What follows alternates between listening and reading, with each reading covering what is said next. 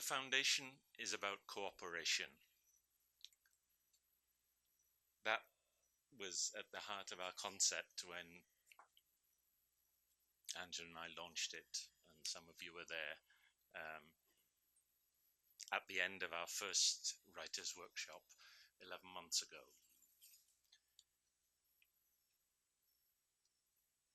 The things that we do, and I'll describe some of those to you in a little while, we couldn't do without many, many, many people.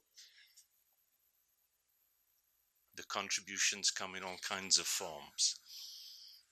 Have to recognize Creative Arts Centre, who are our partners in this writing workshop, and Funjo, Merle, and Danny have been the rocks on which the writers' workshop has been built. And you've heard tonight just some examples of what has come out of that cooperation. Angela and I, in our own way, may have done something about that, but the excitement, the joy, the vividness. I was meant to be writing something to say to you tonight, but I was listening. I couldn't write. I kept scratching out. That's one aspect of cooperation, and a tremendous one. Funjo thanked Lawrence and Earl, BC, and others who, seemingly at the drop of a hat, came in, and this is just typical of the way the foundation seems to attract talented, thoughtful, articulate people just to give of their time, their ideas, their love, their passion, to give what they perhaps have received elsewhere. So, thank you to them, although Funjo has done it already. I want to thank the writers. These 10 writers, they trusted us with 3 weeks of their time. Some of them, Denise, had to come right across the Caribbean via Miami. Others had to struggle out of Guyana. It was an act of faith, which tonight I think, I certainly think, and the applause I heard makes me believe that you thought that faith was justified in what has come out of this workshop. The talent was there before, but it's been nurtured, and it's going to grow. We're going to hear from these people some more.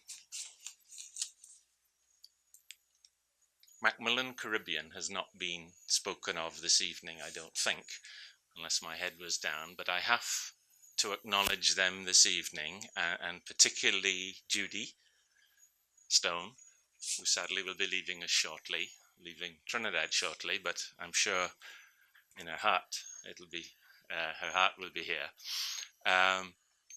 Macmillan came to us a year ago and said, we need help in finding writers who can write for young people.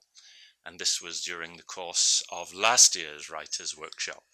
And I believe some of those writers are now working with Macmillan Caribbean. Being the opportunist, I went on to say, well, wouldn't you like to work with the foundation? And hence was born a cooperation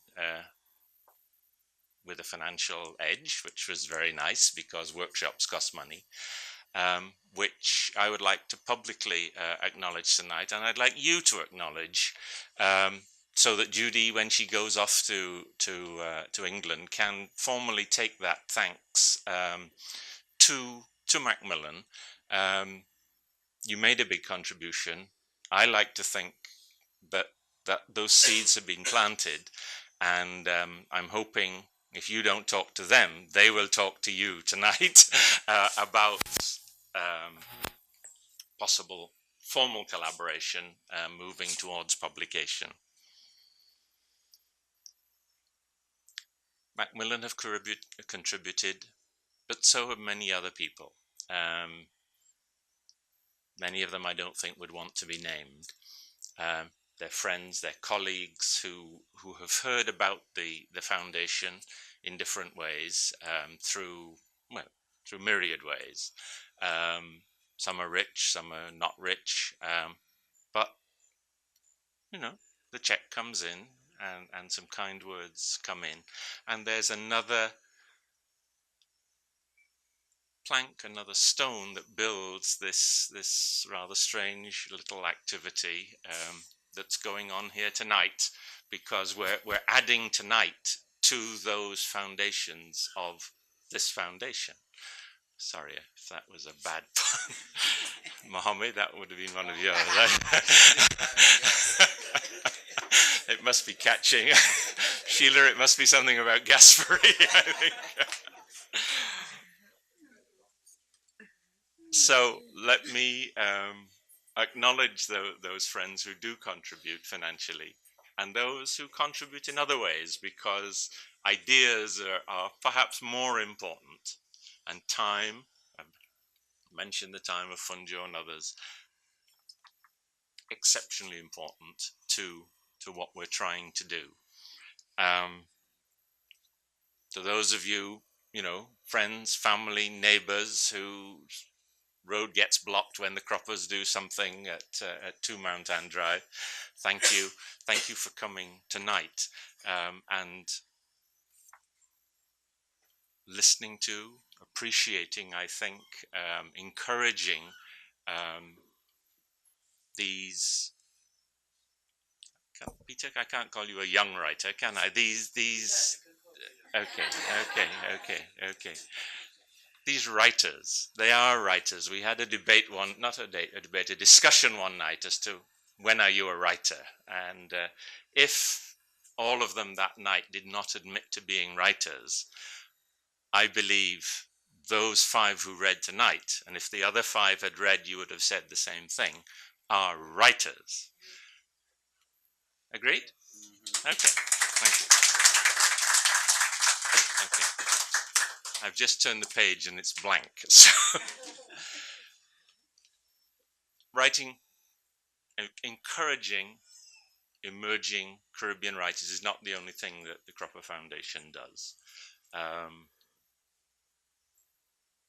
We do something at the London School of Economics for students who are in their final year, but who have demonstrated in their first 2 years at the university that they are concerned not just with their degree, but with their fellow man, both within the university and in the wider world. We've just appointed, appointed, I suppose would be the right word, the third person in that series. There is an annual award, which is known as the Dev Cropper Memorial Award. But something very special has happened there as well, because in its 3rd year, out of the blue, the university, London School of Economics, announced that they wanted to add another award, so that rather than there being one student funded by friends and ourselves, a scholarship, there is now a second student who will be known as a Dev Cropper Memorial Awardee. I think this is I can't say it's unprecedented, but it certainly came as an absolute delight to us. I'm not sure if the university realized in giving the award that they were in fact perhaps almost going against what they tend to push, which is the degree, a higher mark, because this is almost antithetical to that. We're encouraging and rewarding a student, now 2 students, whose life work and commitment is other people. But that's another aspect of the work of the foundation.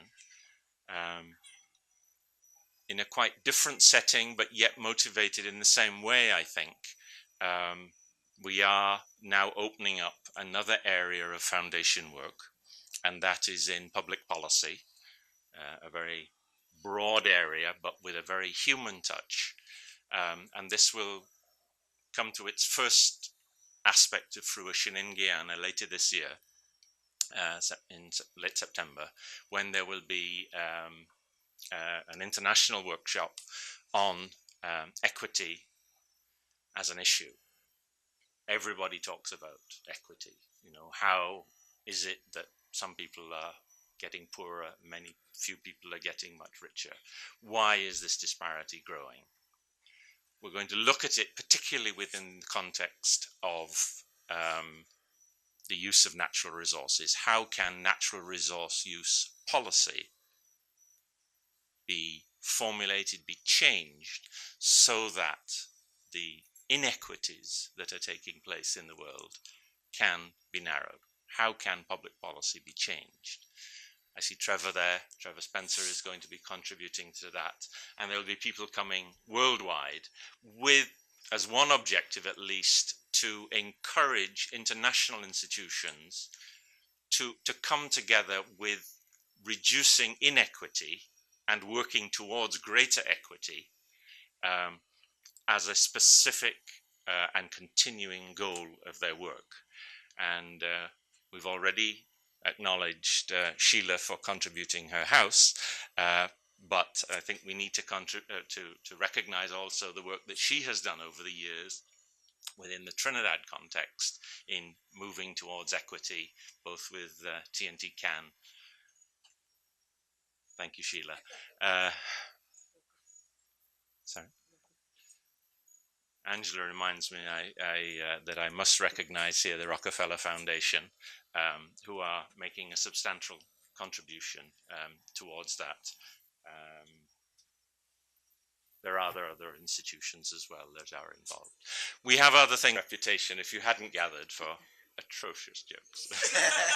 So do I, at least in one lady's view. Anyway, I've said enough.